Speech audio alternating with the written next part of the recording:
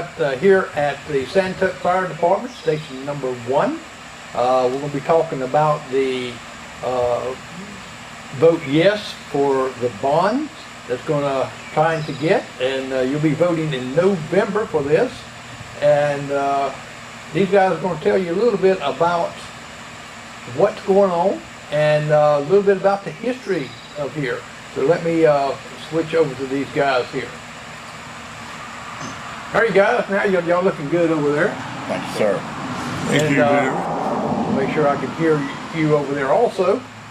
So, Mark Wade, you are the chief. Yes, sir. Here. And how long have you been chief? Maybe 20 years there, getting close. Stanley has me a little bit. He was probably the one that lasted the longest. He's pretty much the inventor and stayed in it the longest. And then there was a couple more, and I think I'm number 5. So you're number 5, huh? I think that's right, yes, sir. Well, how did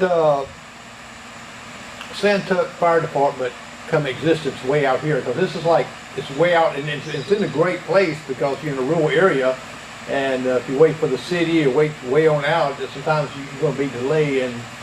I'll let Stanley talk about that, because I'm going to be honest with you, I was still in the city of Union when that happened, so. 1968, if you lived in here, you could understand why we wanted to have a fire department. We had a train come through here, and it started fires from Carlisle to the city limits of Union.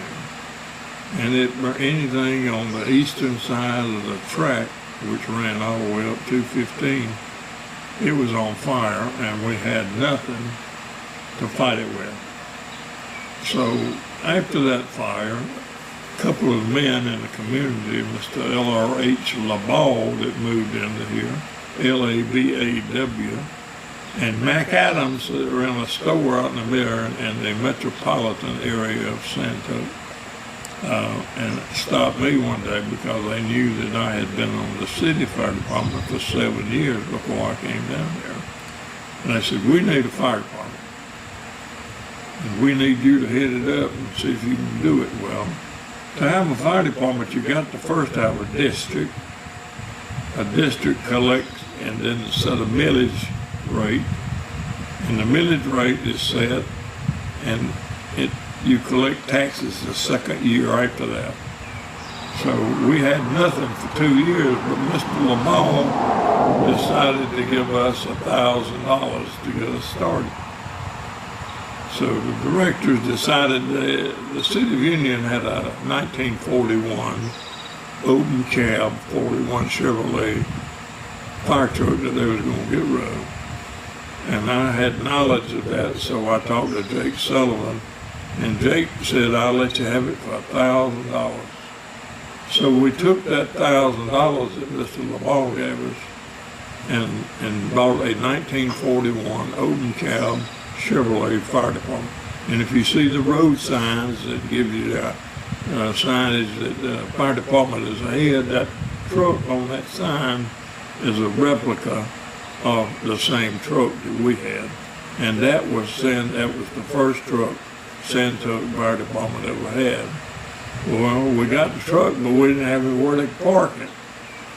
So Mac decided, well, I got a carport here. He said, park that truck under my carport.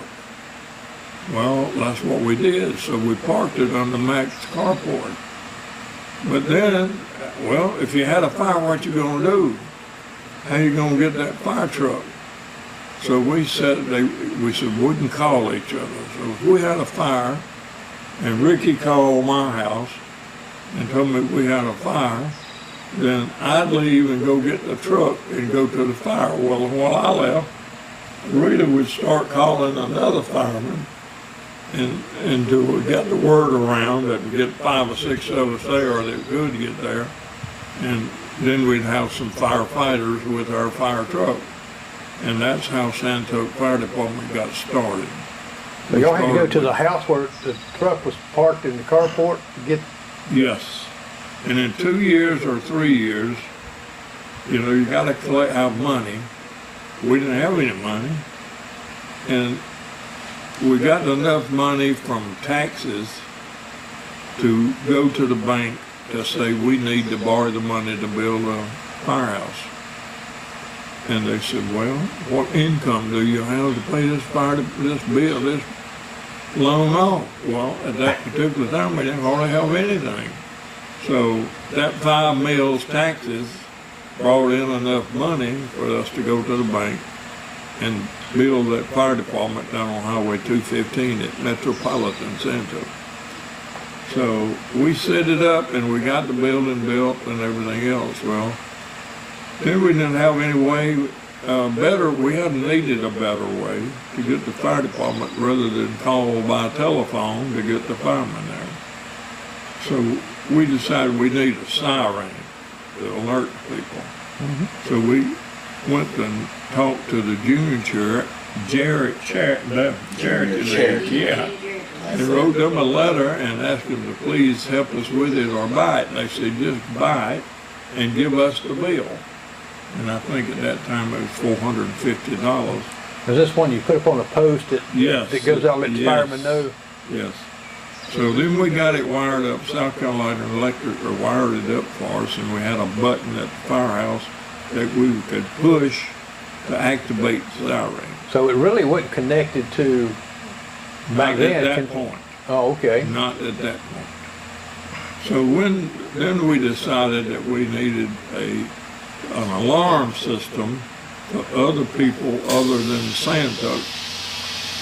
They were all hunting a way to get calls. So we went to Bell South.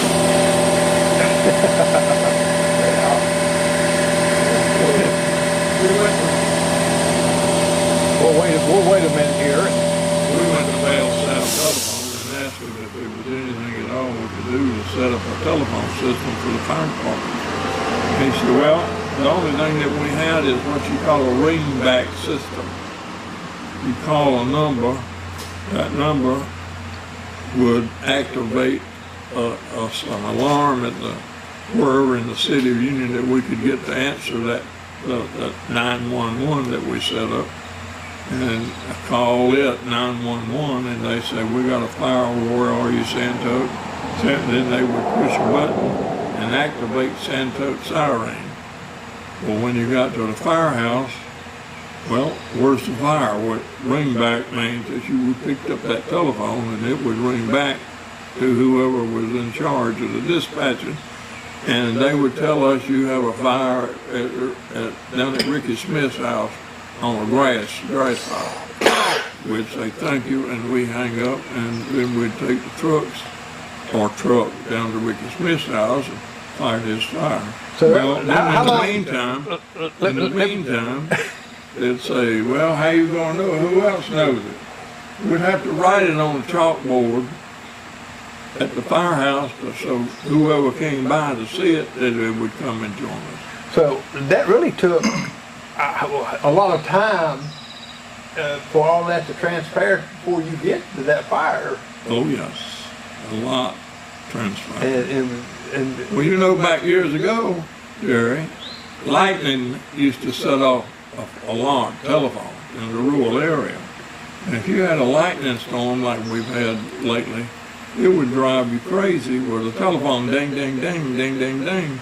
Well, that ringback telephone at the firehouse would activate that siren and it would blow, and that caused a lot of confusion. So then we said, well, we got to stop that. So what we did, I talked to this electrical engineer at Carlisle where I work, and he said, there's things out there that can time the ring of that telephone. Because you could call AT&T or Bell South and ask them, they couldn't tell you. They don't know how long it is. But we found out by ringing it that our telephone rings 2 minutes back then. So after that 2 minutes ring, after it rang for 2 minutes, it would activate the siren, but not before. These partial lightning strikes would not activate the siren. So we eliminated that throughout the county with all the departments in the rural area. And that's how we got the calls. And then as we got more money, we got little handheld radios that they could dispatch us from the county jail or the city fire department and say, you got a fire somewhere, and we had these little handheld monitors that we could get that fire in, get that call on. Well, you went to high tech then, didn't you? Oh yeah, high tech, yeah. We bought them from Sears and Roebuck. They were called Craig, C-R-A-I-G, receivers. I mean, no transmitting, just receivers. And we used those for years until, you know, modern technology and more money, you get where you can talk back to them.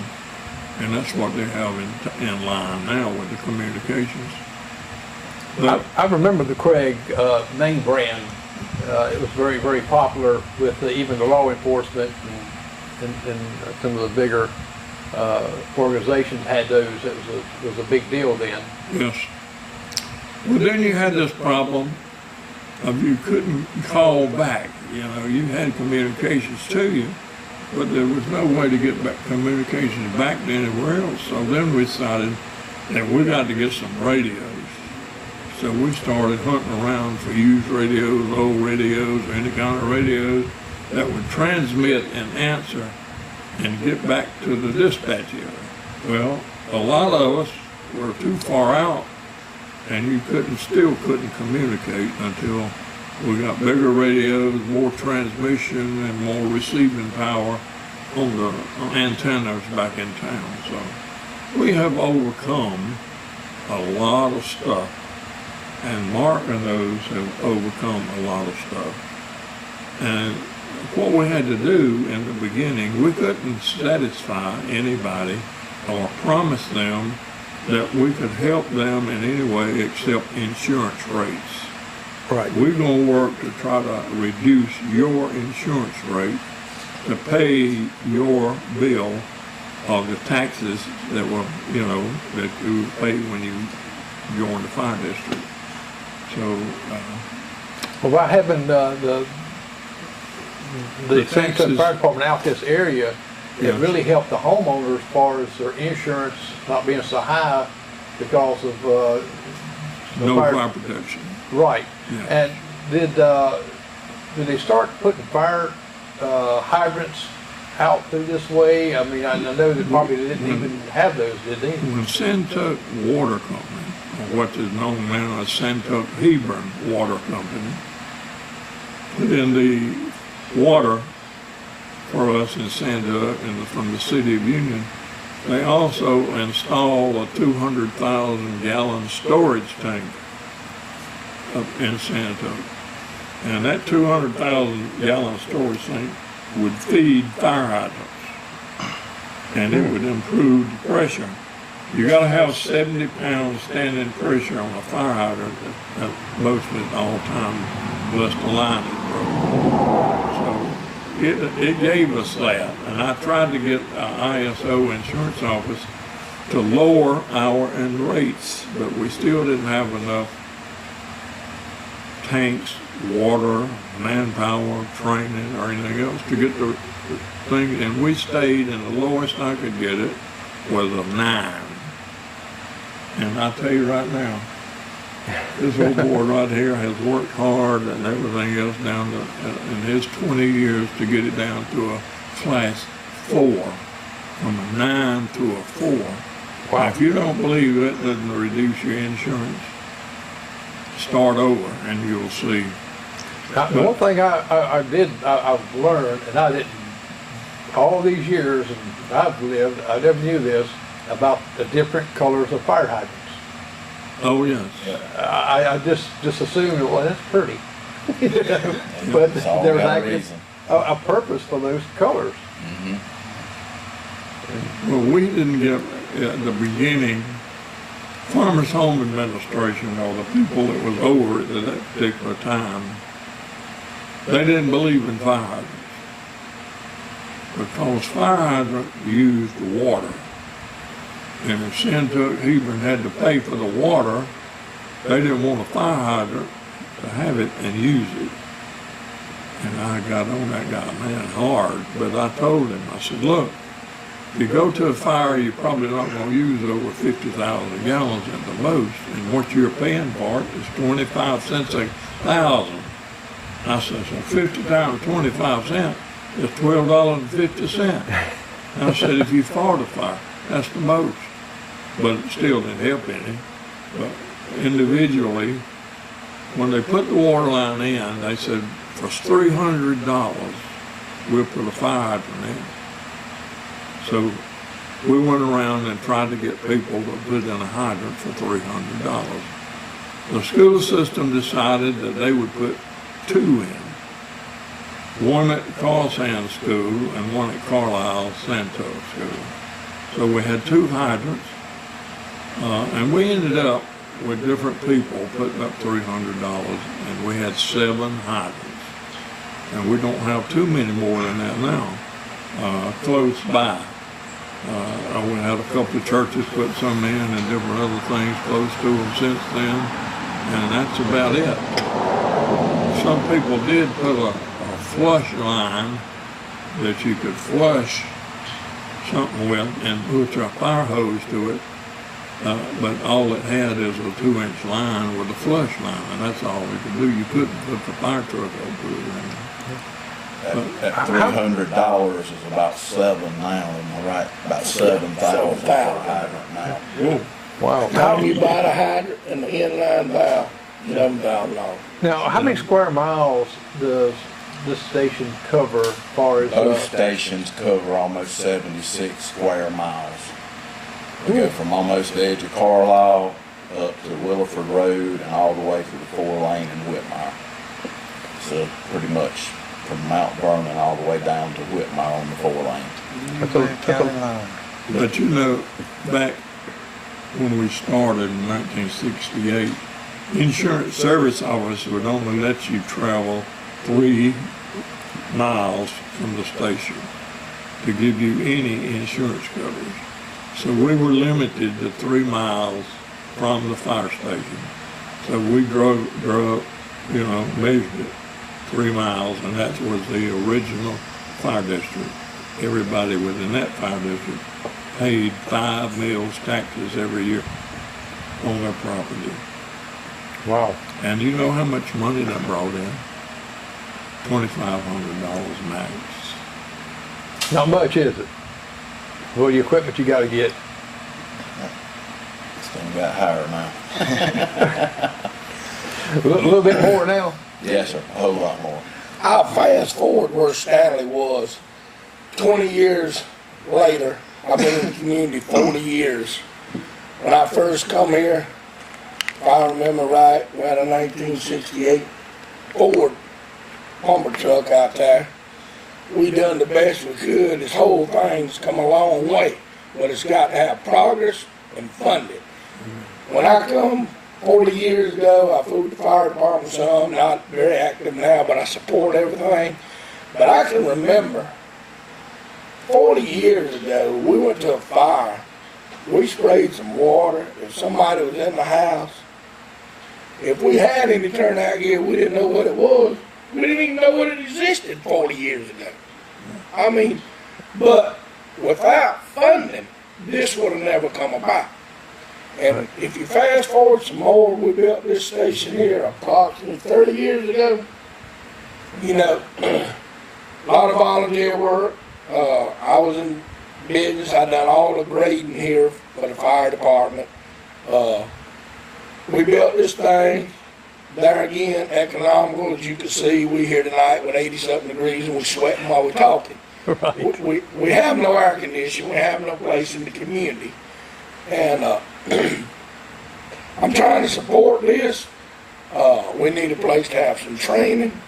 One of the things that I support, that I think we need to do, other people may not, but years and years ago, we used to vote in the fire department because that was everybody's tax dollars.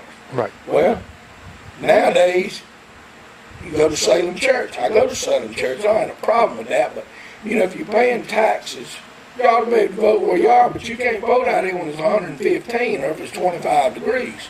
You need this new facility with some heat and air. Right. You got volunteer people that's trying to volunteer to do stuff. Nobody wants to volunteer after they done work and it's 100 degrees and you're trying to do something. Well, what I see and I feel in here is that in our weather we've been having, you know, sometimes 100-some degree weather, and you get to a fire, and everybody says ever been around a fire, campfire like that, you know, closer you get, the harder it gets. And if you don't have the proper equipment, the turnout gear, how much is the turnout gear, just say for a typical fireman? $800 a person. Close to $4,000. Head to toe. We finally got some, 18 years ago, Leonard Green got, we didn't even know what that was 40 years ago. You just went whatever you had on. We didn't know how to turn out gear 40 years ago to do that. We didn't even know what it was. The only thing we had that you could throw in the truck was some salvage stuff that got begged from the city of Union that they had discarded. You know, something they was throwing away, you know, but we didn't have any of that. Well, without funding, nothing can happen. But even with this bond, if you think about it, what little it's going to affect people? One eat-out meal a year? Yeah. I mean, Now what is if I'm not mistaken, was it $35 like a whole year? like 300 to 100,000, I think. That's right. And that's cheap. That's as far as money wise. I mean, we go out and go to McDonald's and we'll spend that. Well, if your house is valued at $200,000, $68 a year, you can't go to a decent meal, one meal for $68. But look what you can gain. Look what you can build for your community. Look what you can have. You know, it's like anything else. You got to build it for them to come. Well, you got to have the equipment for. If you have volunteers come up, they'll go somewhere. So, well, they got the air conditioning there. They got the nice facility there that we can kind of take a break, ease our minds. Especially, you know, people don't understand that for fighting fire is hard work. You know, you're saving a life there. You're saving. Not only trying to save the structure, but you're saving lives, and that to me, I'll be glad to give that amount if it's, you know, to protect that. But the great thing about this is it's not forever. I mean, how many years is the bond then taken care of? Then 20 years Yeah. should be it. Right. It's off. Well, this building's been here more than 20 years. and you're not continuing going on and on. You know, say, well, you got to pay this forever. It's not even forever a thing. No, sir, but I'm pretty vocal. But anybody that don't want this or don't want to support this, I promise you, if our house is on fire, they want some help, and they want it then. Yeah. And to me, and I'm not just looking around here, you need to expand. Yes. You need to have that. And I drove out here, seen all these houses out in the rural area here. Like you said, 76 miles or whatever like that you cover. That's a lot of miles. And if your house is on fire, you want someone to get there pretty quickly. If you don't have the funding, you don't have the fire department. If you don't have the people to volunteer, you don't have the fire department. You can't get there quickly. Yep. So to me, it's a no-brainer. It really is. You know, myself, we've heard, well, what's it going to be used for? How much is it going to be used? It'll be used a good bit. Like Rick said, nobody wants to come out here in the middle of July and August and do training, or maybe a Saturday checking equipment on trucks, you know, washing trucks. And this building here to have air conditioning, you can wash on some trucks, go in there and, you know, take you a break, get you something cold to drink. And I think it'll be a big asset to recruiting. Fire service is changing, you know, as it changes, you got to train more. So, you know, in order to train, you got to have guys. So, recruiting is a big asset to it. Training. And that's what people's got to realize, that it's not just going out, fighting the fire, That's right. come back and park it. You got things you got to do. You got to take care of equipment. You got to take care of the training, because you got to train. And I mean, you see where we're sitting here now. Ain't even a good place to do an incident report out here, you know. I mean, you got a little old, I call it a little old utility room you're using for an office day. It just ain't enough. I mean, you need a little more. The county just bought a new system that all the fire departments are going to called Ember Fire. It's gonna come in, we're gonna do our run reports, anything you can think of with a fire department is gonna go on this computer system. The trucks will have is it a barcode or what? That's right. Oh, yeah. You'll come up and QR scan a code. QR code with your phone and go walk around that truck and check the equipment on it through that computer. All your incident reports will be on there, personnel records, hydrants, pre-plans, everything's gonna be on that computer system. I'm not a computer guy. So luckily we got some folks that mess with computers and they'll be able to help me. You would probably do good with that system. I probably won't do as good. Me and Stanley, we too old. They might can get it Y'all in the supervision. on. They might get a computer on, right? You know, something like, even like association meetings, where do you have them here? Yeah, we usually have to go elsewhere. You got to go during outside summer. of the department to hold an association meeting. You don't even have anything here in the community of Santuc that you could hold a meeting and be efficient holding it and be proud of it. Well, let's go, let people know what this bond is going to purchase. Because a lot of times they say, well, what's it going to purchase, you know, what's it going to, what are they going to spend on? Are they just going to come up here and They turn have a around? large drawing in my store. Behind you. We got one behind us. We got one in my store. If anybody wants to come in and look at it, it shows the training room, the restrooms, the sleeping quarters, the whole 9 yards. I got it on the wall out there. So a lot of people come in and out and they ask questions about it, and we're trying to educate them on what it is and what it's for. But I think 2,000 it's gonna square be foot building. 2,000 square foot. Have a kitchen area, training room, office, 2 bathrooms, men and women with bathroom and shower, and 2 offices, 2 other offices, and possibly could be sleeping quarters one day if needed. But they would be used for offices. Yeah, and To the future. I know people think as well, why they need these kitchens like that, they're just coming in and dropping off. But I believe if they experience it one time, come out here and just experience it instead of sitting home and hearing these things, but to come out and experience what you go through. If they want to come out and watch y'all train and sweat like it's 100-some degrees in here, they'll see that. But to me, it's still a no-brainer. You need to expand for the mileage that you cover and the trainings and you're right. You got to get more people here to volunteer. But if you don't, it goes away. That's right. well, it's like Stanley said, that was in the 60s. We brought this here into the low 90s.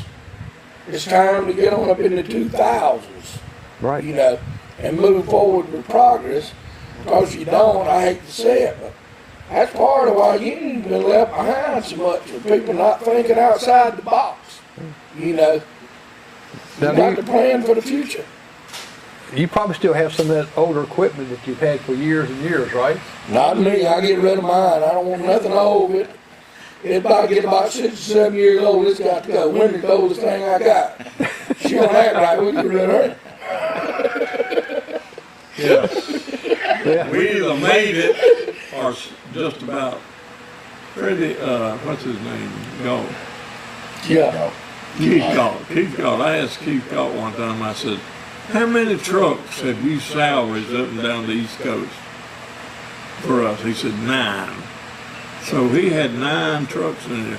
Now ISO would not accept any of them, but it gave us water, and I don't know where it is, no million. None of that's here anymore, it's gone. I mean, no one recognized it other than as a Water. used it, but our SOs didn't recognize it. It was so far out of date. Jerry, one good thing is we got 3 Kenworth Pierce, which is the Cadillac of the fire trucks. Some people drive Lexuses. This is the Cadillac of the fire truck. We got 3. One was got by a grant right after 911, and then this one right here was bought, and we just purchased one about 2 years ago that is a tanker / pumper. So it rolls out just like a pumper. $364,000, and we thought, my goodness, what in the world? What's the world coming to? That truck today, 2 years later, is $900,000. Wow. And we can't even get a promise on it. You can't get a Kenworth chassis right now, and they really can't give you a set price. So you're just about saying $1 million for a fire truck. Small departments like us, I don't know if we'll ever be able to buy another new fire truck. And it takes how many, it takes several years to even get it when you Right purchase it, now, right? up to 3 years. We waited Wow. about a year and 3 months on the last one we got. And once they get the chassis, they tell you they'll usually have it manufactured in about a year. And what, me sitting in the council meeting and just hearing even some of the vehicles and things that's getting equipped with lights and all that, right now, how much it costs, $20-some thousand, and just to put in the electronics of things, you know. Radios, yes, sir. But to wait 3 years, to me, it looks like it would, even our government would step up and say, hey, we got to do something here. You know, it's like all those fires we got out in California. It's just as easy as the drive as we've been. And I'm really shocked that y'all haven't had as many forest fires or the fires that's being started. I'm just... Exactly. Right now, we're on a record year. We're on 122 calls, and normally that's about our record for the year. And we just now hit August. So I'm not sure what's happened this year. Thank goodness there hasn't been a lot of serious stuff, but we're still on a record-breaking year because we already at what we usually are for a year. We've already hit that right now at 1st of August. So what you did last year, you've already hit it. We've already hit it right now. Right Yes, now. First day of August, we've already hit that right now. So with the next few months to go, it'll go up. I'm thinking maybe 140 or 150, which is definitely a record. And we usually do. And when we talk about progress like that, we talk about these electric cars, and that's another issue and another type of equipment. I think I've seen on the news where one of the equipment for that is way up there, like $20-some thousand, and it, to me, it just looked like just a little part-time thing. And that's something that, with progress, that equipment you got to get to fight an electric fire on the car. They say you can't even get them out. They want you to buy a $3,000 cover and then run some kind of like sprinkler up under that cover and hope it goes out. hope it. They've even talking about plunging it down in a pond or something, or some kind of water source. So you can submerge them with water and they'll still burn for days. And this is vehicles that, to me, the people parking in the garage. Right.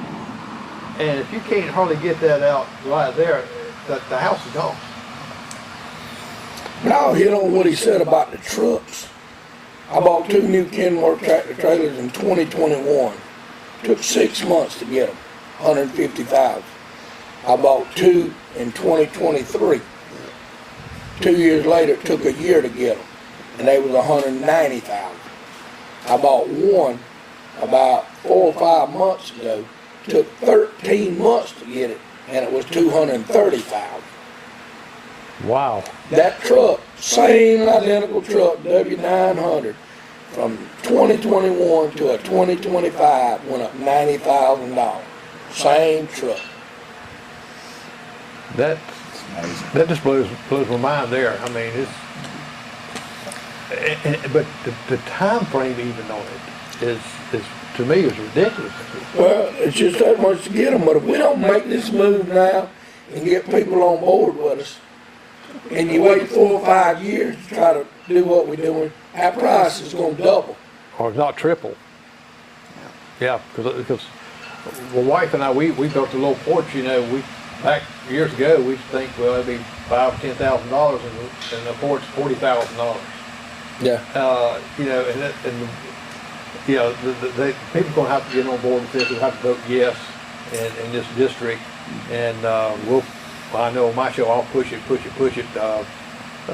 much as I can on my end, because they need to hear this, and I'm glad we're talking about this, because to me $500,000 is really a drop in the bucket compared to what you got to buy one of these trucks for.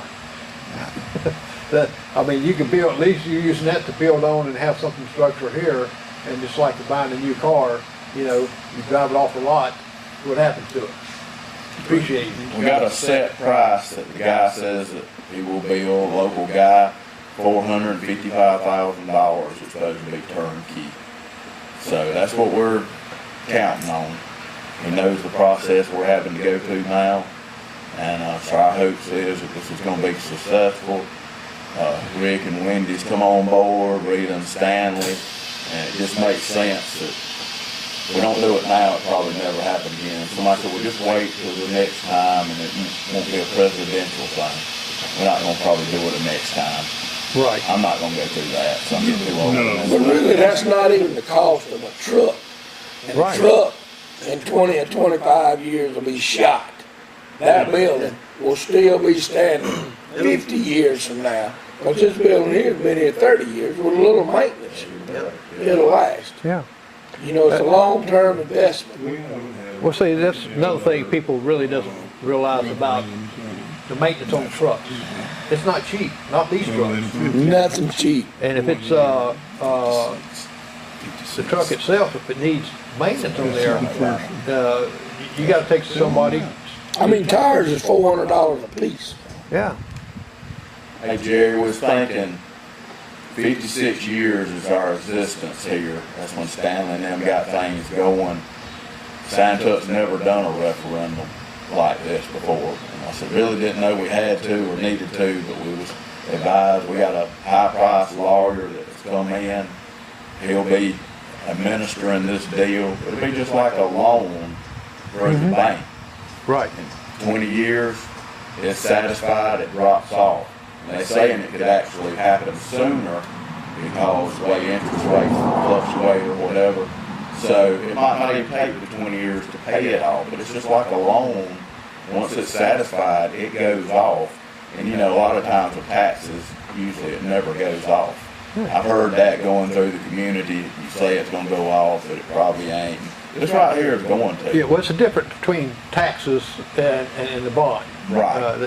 You know, a lot of people got to understand that. It's totally a lot different. Out of all these years, this is the first time we ever even went this direction Wow, with it. that, to me, that's telling me that, you know, y'all budget your money and budget everything.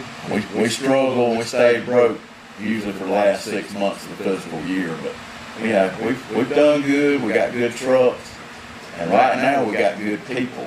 Right. We got 28 active folks, and we're doing real good on that. Sometimes, you know, some of our counterparts are not able to, you know, produce numbers like that. And sometimes that's what it takes when you do got something big going on. Now, is it hard to recruit, especially, I know nowadays, it seems like the young folks kind of fall by the wayside sometimes, not to get in to volunteer, to help. It's tough. It is tough. It's tough these days. Because we're asking them to give up weekends, do training. You know, we don't even pay them for the fuel to come out and participate. So, and we try to give them T-shirts and hats and feed them every now and then. Just anything we can do to, you know, try to entice them. It's You want to be not a lot a of member? glamour to it, you You know. want to be a member? Come put an application in. We'd be glad to have you. But if we can just get the community to support us, at least we're giving them an option. You know, most times you don't get that option. You just get your insurance in the mail and it went up. You know, you didn't get to vote whether you wanted it to go up or not. It just went up. You know, so we're asking for the support of the community to try to make this happen. Amen. Yeah, and the community wants benefits. That's right. You know, if you got a family member trapped in a car and they hurt, you want these boys to have what they got to have to get them out, get them safe, get them somewhere to get them some help. And Jerry, we actually got a grant. I don't know if you can put your camera, but Gary Sinise, you know who Gary Sinise is, right? That's who Captain Lieutenant Dan. Lieutenant Dan. We got On Forrest Gump. Yeah. oh, we got a grant from them and actually bought extrication equipment. I'm wanting to think it was $42,000. I'm not gonna hold me to that number, but it was some turnout gear and extrication equipment. Extrication equipment's very expensive now. So I know about 28,000 of it went towards that. So we actually got that grant. We couldn't really afford to buy that out of our budget. So that right there went a long way in getting that equipment. So now, you know, yeah, we still got rescue squad coming, EMS got some equipment. But right now we're capable of actually, you know, getting the door open, getting the roof off. You know, because like I say, sometimes it takes a little bit for them to get to us down here. Yeah. So if we get out the door like Josh and him gets out the door real quick sometime, chances are we could be there and go ahead and get the process started and be getting extrication going before we get help coming to us. Now Stanley was, now, were you ever the chief here, or you was a volunteer here also, correct? Volunteer fireman? Stanley was the first chief of Santuc Fire Department. Oh, okay. Yes, sir. He's got a badge, gold badge, and that's what it has on there. First fire chief. Gold? Yes, sir, it is. I pay good money for that thing. I promise you it is. Yes, sir. And he is the first fire chief. He made it for like 25 years. And then Keith Galt stepped in. Zebco, I can't keep remember Zebco's real name. Stephen Seeley. Yeah. Then Frank Bauman, and then myself.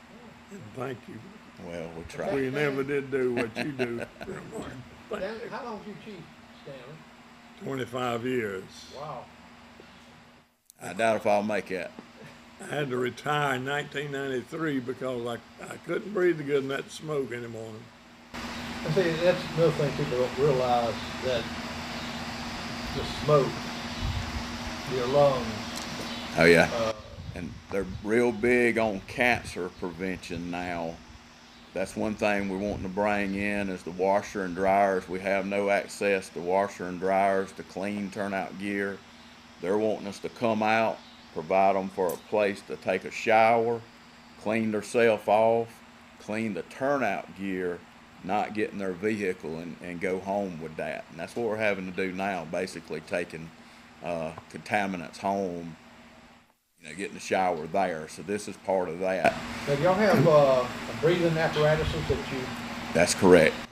Scott Air Packs, and basically it's a self-contained breathing apparatus that you could go into superheated atmospheres, smoky atmospheres, and you're breathing the air that comes out of the tank. It lasts usually 15-20 minutes.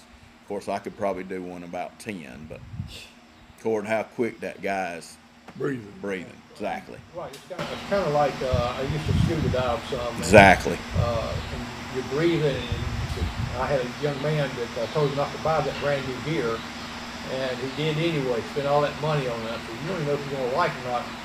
He went down 10 foot, he was like he panicked, he hit the panic thing and come straight up. Exactly. I bought equipment cheap. I bet. I bet. But you do, you especially if your adrenaline gets going, you're going to breathe more. Exactly. Exactly. So, well, it's, you know, I just really hope people really understand that what you're asking for is Doable. is nothing less than just right. I mean, If board of directors didn't think it wouldn't be right, they wouldn't be pushing it to get it done. right. I mean, Mark's not the only one. You gotta have a boss where his boss says, yeah, we can do that. So that's the reason we out here. Now, when you build onto this building, are you building on and going out to the right, left, or go back? Out this side here, and it will actually not be attached. There'll be a gap in it, and the reason for that is we would have to come in and sprinkler this whole bay area if it was attached. So if you see on the picture, they are a separation there, and that's the reason for that, is to keep from having to sprinkler this side of it. And that's saving costs there. Any new construction has to be sprinklered now. Oh, okay. Yes, sir. So that's going to really kind of save money there. Yes, sir. Because I know that y'all are looking at this every which way to save the taxpayers and save the money and the costs to be efficient. Right. And this is like me, that this is just insurance more than anything. Yes, sir. To help Now, when you said you had 28 with volunteers? Yes, sir. Is that- Six of them being a little bit out of district. There was some confusion at the council thing, where it said we only had 6, but we have 6 that like come in from Monarch. I got 2 that comes in from Whitmire. You know, sometimes they get here about as quick as we do, especially me. But we do have 28, and like I say, during the daytime, all fire departments hurt. So everybody struggles during the daytime. Usually in the evenings we do a lot better and we're able to produce it. We're not having to call around. Everything comes through our phones, pagers, beepers. It'll come up with the call, the address. You hit a button, it tells you the directions to the call. It tells you the closest fire hydrant. Everything is on this active 911. And probably 95, 98% of the time, it'll put you right into the driveway of where they need you to be. It's pretty accurate. What are some of the guidelines and criteria that a volunteer has to meet before they can become a volunteer? I mean, We usually say 18. We don't really like 18 driving trucks that much. Usually it's 21 on actually being an engineer and driving vehicles, because they are big, they carry water. But you know, we actually had a training out at the high school and lost it at the vocational school. They was training them coming through there. That kind of got squashed on us. So there's a lot of training hours. Firefighter 1, firefighter 2. You got to go through extrication, OSHA classes, hazardous. There's a whole kind of different classes that, you know, works yourself up to be firefighter 2 certified. Used to it was the old phase 1, 2, and 3. Now it has went to the firefighter 1, firefighter 2. So we train somebody up and we get them to that level. They can actually go to the city, another town, and actually start working as a firefighter. So like I say, we have to have the same training here that they do, even though we don't have a lot of big businesses or tall buildings in our area, but we have to go through the same training regardless. right, well, you've got a lot of fields, a lot of We got a lot of trees. trees. So Yes, sir. now, does the volunteer fire department, do they get paid? No, sir, do not get paid. Just the satisfaction of knowing that we're helping our community. And you know, there's times that Josh gets up at 2 or 3 or 4 o'clock in the morning. I do. And we got to go to a job. He has to be there a lot earlier than I do. But just because we had to get up and stay up for an hour or two at 3 or 4 o'clock in the morning, you still got to, you can't cut that alarm off and just lay back down for another few hours. You got to go to a job usually that next morning also. So. Now, your jobs in your volunteer fire department, there's sometimes special businesses local, like around, you know, county. Are they pretty forgiving, saying, oh, okay, you know? In the old days, the meals seemed to be really, because if you think about it, a lot of the fire departments was wrapped around a meal. Right. And a lot of times we had the luxury of having the machine shop here. Ricky started out there. He didn't know he was going to be a fireman. He thought he was just doing machine shop stuff. They'd put gone to lunch, especially if it was a house fire. They put a tag gone to lunch, and we produced 4 to 6 men just like that. We don't have that luxury no more. Yeah, I just was wondering about that, how you companies now have a forgiveness of that, you know. They probably some still out there, but they probably far and few in between now.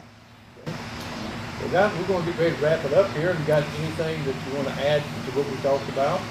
I just like to say, I hope come November the community will get behind it and get out and vote yes. I think it's for the good. It's going to help the whole community. And like I say, it's a one-shot deal. The tax won't stay on there forever. It comes off. And like I say, I think it's going to really help the whole community in general. Main thing is, one thing, get out and vote. Yeah, get out and vote. Can't sit home and complain. You got to get out and vote. That's true. That's true. Vote yes. That's what the sign says. Vote Yes, yes. vote yes. If you want progress. That's right. Well, thank you guys. I Thank you.